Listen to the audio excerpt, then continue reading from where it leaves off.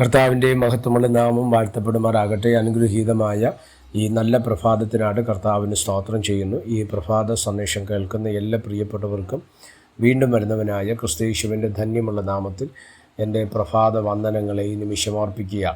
പ്രാർത്ഥനയോടും ദൈവാശ്രയത്തോടും കൂടി ഈ സന്ദേശത്തിലേക്ക് നിങ്ങളുടെ ശ്രദ്ധയെ തിരിക്കുന്നു. ആമോസ് എഴുതിയ പ്രവാചകൻ്റെ പുസ്തകം 3-ാം അധ്യായം അതിൻ്റെ 7-ാമത്തെ വാക്യം.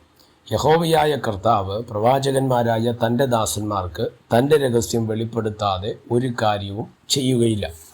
ഈ വാക്യങ്ങൾക്കാണ് ദൈവത്തിന് സ്തോത്രം ചെയ്യുന്നത്. ദൈവം ഒരാളിൻ്റെ ജീവിതത്തിലോ ഒരു സമൂഹത്തിലോ ദേശത്തിലോ സഭയിലോ ഒരു കാര്യം ദൈവത്തിന് ചെയ്യണമെങ്കിൽ അതൊരു പക്ഷേ പല രീതിയിലുള്ള പ്രവൃത്തികൾ, ഒരുപക്ഷെ നെഗറ്റീവായിട്ടുള്ള വിഷയങ്ങളൊക്കെ കാണാം. അതിനകത്ത് നല്ല വിഷയങ്ങൾ കാണാം, രഹസ്യങ്ങൾ, മർമ്മങ്ങൾ, സ്തോത്രം. ഇതൊക്കെ ആരിലൂടെയാണ് ദൈവം വെളിപ്പെടുത്തുന്നത്? ദൈവത്തിൻ്റെ ദാസന്മാരായ പ്രവാചകന്മാരിലൂടെ ദൈവം അത് വെളിപ്പെടുത്താറുണ്ട്. എന്നെ ശ്രദ്ധിക്കുന്ന ദൈവമക്കളെ, നമ്മുടെ ജീവിതത്തിലെ പേഴ്സണൽ ലൈഫിലെ രഹസ്യങ്ങൾ, നമ്മൾ മാത്രം അറിയുന്ന വിഷയങ്ങൾ, നമ്മുടെ ഹൃദയ വിചാരങ്ങൾ, ഇതറിയുന്നതാരാ?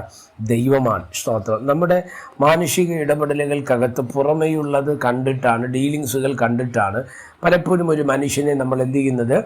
വിലയിരുത്തുന്നത്. തിരുവചനം പറയുന്നു, ഉൾപ്പൂവുകളെ ആരാഞ്ഞറിയുന്ന ഒരു ദൈവമാണ് നമ്മുടെ ദൈവം. ഒരാളിൻ്റെ സംസാരത്തിൽ നിന്നോ ഇടപെടലിൽ നിന്നോ സ്തോത്രം നോട്ടമോ പ്രവർത്തികളിൽ നിന്നോ അല്ല ആ മനുഷ്യൻ വിലയിരുത്തപ്പെടേണ്ടത്.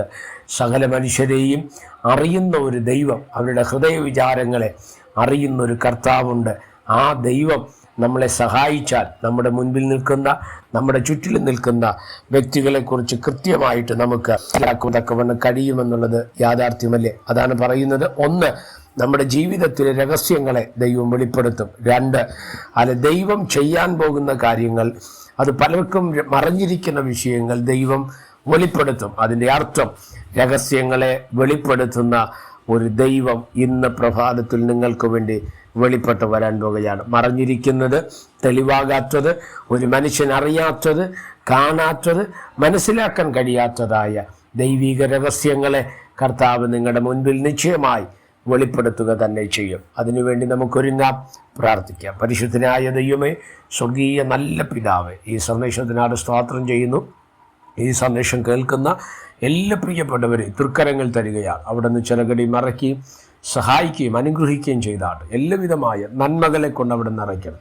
മഹത്വം അങ്ങേക്ക് യേശു കർത്താവിൻ്റെ നാമത്തിൽ തന്നെ. ആമേൻ. എല്ലാവരെയും ദൈവം അനുഗ്രഹിക്കട്ടെ. God bless you.